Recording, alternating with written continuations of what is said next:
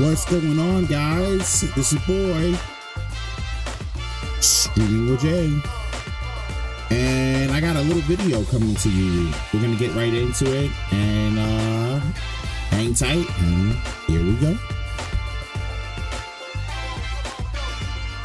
What's going on? How you guys out there? It's your boy Jay Cancer, and this is just Streaming with Jay. What is it?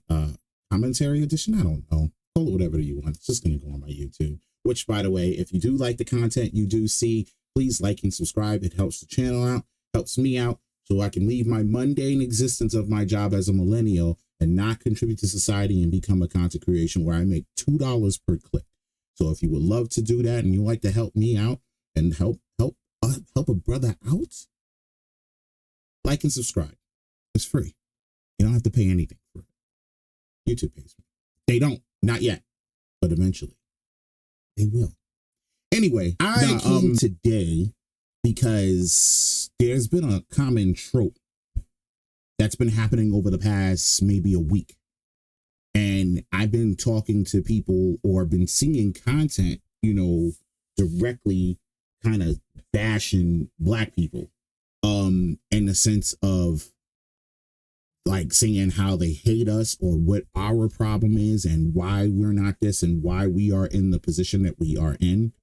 And some of it seems valid, but I don't know. There's like caveats to it. Point case an example. I had a conversation with a coworker of mine, and he's white, I'm Black, and me and him had a very constructive criticism. And he was saying that the problem is with Black people is that we can't take criticism. We can't take constructive criticism without losing our whole nerve and wilding out on people. Now, I don't know how true this is. I think this is for anybody who feels they're being disrespected is given the case. But I do think the average Black person who can take criticism, it depends on how the tone is. One of the things we don't like as Black people, or well, for me as a Black man, is when I am condescended. When you assume I know nothing about what we're talking about. If I don't, then I'm going to tell you straight up, hey man, I don't know anything about this, so you're going to have to fill me in. And try to keep it as unbiased as like what was the argument, and then we can have a discourse, healthy discourse about it. My feelings on the matter don't matter unless you're deliberately attacking me.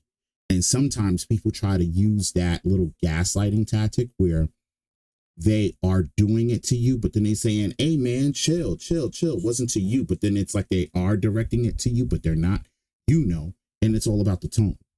My place is this. Is that everyone's like that. People are like that. Some people are more chiller than others. Some people, it depends on the circumstances. Every race has their own way of kind of getting on another person or another race. How they handle criticism from another race.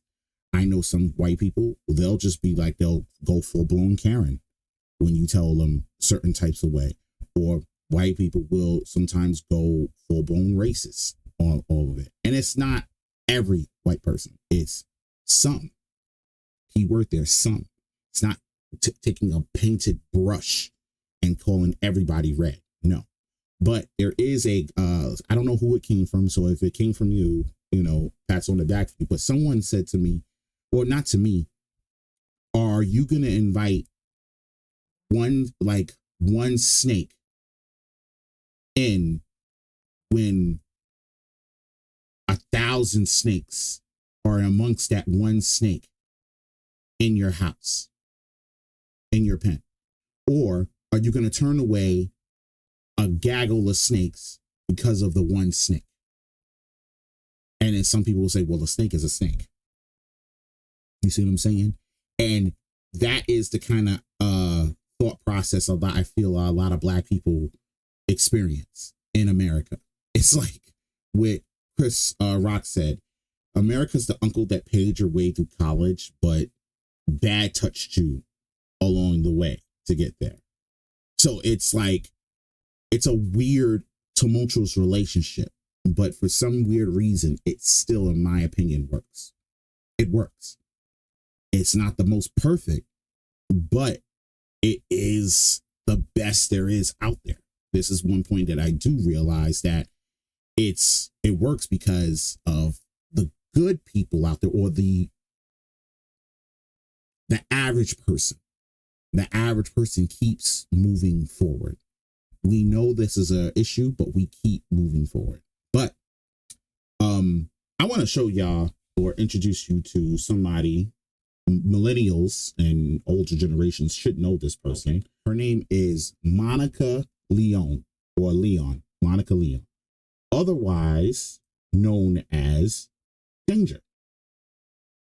Yes, friends, this is Danger, the one with the tiger tattoo. This tattoo should not be anything. This tattoo that you see, it should definitely tell you everything you need to know about this chick. So if y'all don't know, if you didn't know, this lady is Monica Leone, aka Danger, from The Love of Ray J. I don't remember what season, I just remember watching it. So years ago, Ray J did a dating show for The Love of Ray J, and it followed suit after Flavor of Love, and then eventually The Rock of Love, and then Love and Hip Hop developed from the Flavor Flav, the Love of Flavor Flav, or like, I don't know, it was with Flavor Flav. It was Flavor Flav had a dating show, but then Ray J followed suit as well. Monica Leone, Danger, was on the show, and she was like the hottest thing since the sliced bread.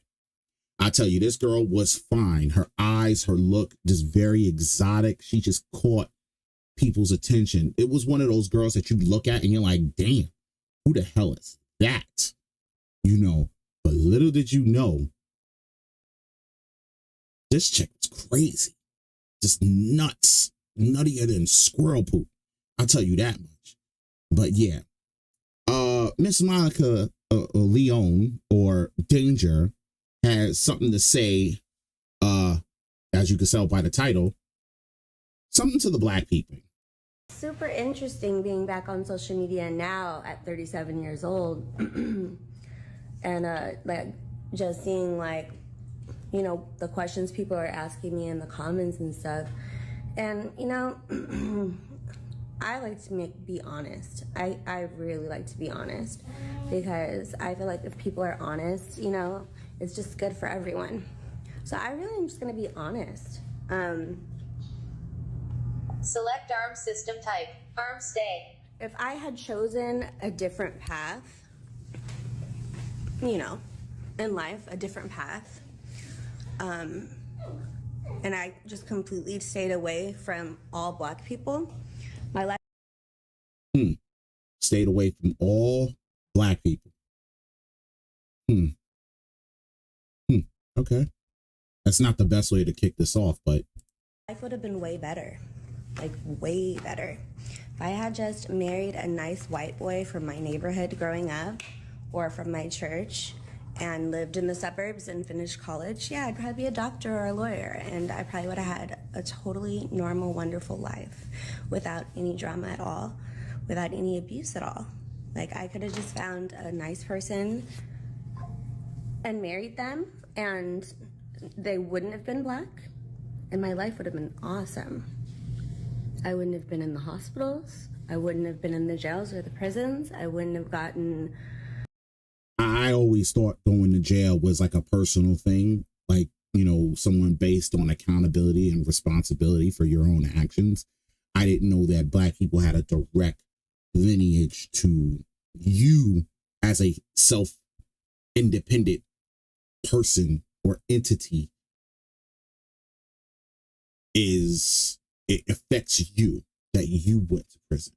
I always thought that was based off actions and poor life choices, but let's continue. Attacked, and 100% of the people who attacked me were Black. 100% of them were Black. Okay, so once again, accountability, and you said that attacked you. I'd like to know the whole story. There's no full story on it, just from what she's saying.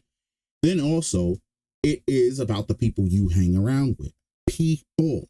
If you hang around a lot of gangsters, thugs, and people who are broken within themselves usually hurt people, and misery loves company. So if you're around a lot of miserable Black people that have a history of violence, and if you've seen this and didn't decide to get out, it kind of like puts a little bit on you, and it's like the blame has to be shifted. And I'm not victim blaming.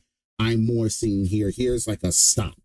Like, what were the steps you took to get out of the situation you were in and get yourself around other Black people of a different type of caliber? There's high tier, educated, the average Black guy that you know isn't no thug, isn't, and you'd be surprised on how many Black people don't really know how to use guns and don't portray themselves as like, you know, thug or dude or sag their pants. They actually are upstanding people. Now, if they do dress that way, is they just like the style. It just appeals to them. But you'd be surprised on how many Black people are out there making a living off of, you know, day-to-day in grind. I myself being one of them. But let's continue. 100% of the people that I've had to fight were Black.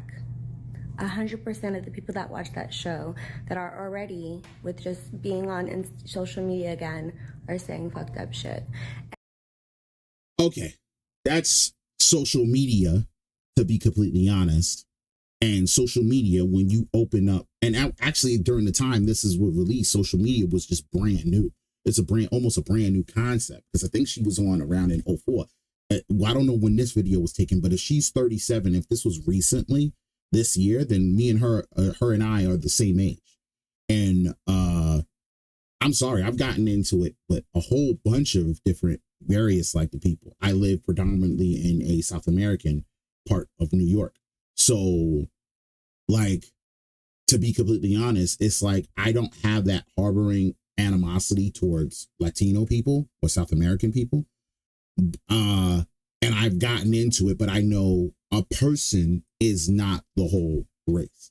I've partied, drank beer, gotten drunk with my Latino brothers and sisters, and I fought some Latinos brothers and sisters, fought with and against. So I don't hate and I don't have disdain. I know there are people within the community who are jerk-offs or a-holes, just like there are people in the community, in the Black community, who are jerk-offs and a-holes and whatever have you not. To gaggle everybody together is pretty wicked. And you know, what's interesting about this whole thing, right, is had I not been so empathetic to the Black situation, and had I not really just known about the history. The Black situation, what does that mean? See, there's these key terms I can't follow along with this chick. The situation. It's like when people say the Black people, you know, like it's like a secret. Like they say our name, it's like Candyman or freaking Voldemort. Like what the hell? Like it's not, he should not be named. What is the situation? And read so many books in college. I read Elaine Brown's book. She's a Black Panther. I read a lot of the Black Panthers books in college. And I was super upset about what was happening. And I did not have a Black family. I had maybe like a handful of people who were Black in my family. Everybody else was not Black.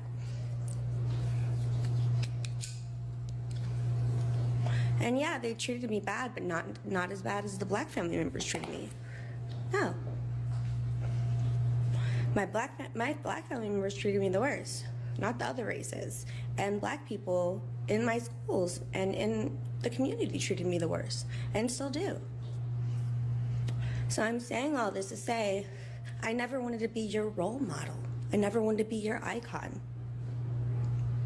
I hate you. I do. Now that's strong. That's trauma. That's trauma.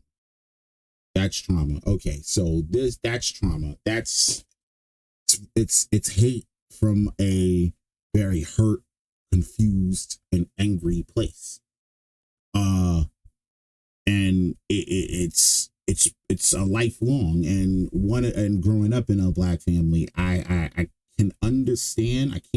I can understand because Black people, if you in our family, you get thick skin after a while. You get picked on, you get bullied, you get a whole bunch of shit. But you grow up with tough skin. You know how to deal with it. Is it right? No, not really.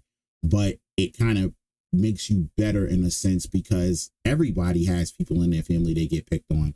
There's a lot of people in their families and their white families that go to Black families and their Black families are lovely. In fact, there was this white guy, I don't know, he's on TikTok, but he talks about his first experience going to a cookout, and he met the whole family. They fed him, they loved on him, they danced. He danced with the grandmama, all of that, and he had a blast. But see, we don't get that benefit of the doubt of that. You get the ignorant ones. You happen to stumble on the ignorant ones. You were part of the ignorant family. Like you said, you only had a handful. You didn't grow up around a Black family, but the small little people you had. And then you went to a school, but it depends on predominantly where you grew up. It depends on where you grew up. If you grew up in the South, then I'm not going to be surprised, or if you grew up in the inner city, I'm not surprised that a lot of this stuff happened. I'm not saying that it's right, but I'm kind of like, what do you expect? It's that commonality. Everybody gets bullied. You were bullied. And did you grow from it? Trying to figure out where she's how she's basically from Russia. It's baffling on how she could say one side didn't treat her because you were born and raised. You weren't raised around a lot of Black people. And then you came into the country and then you were raised a certain way, so what do you expect? Like a lot of people immigrating here comes and have to deal with the BS that's happened through all the years. And it's constantly still happening to this day, especially in New York. I can tell you that.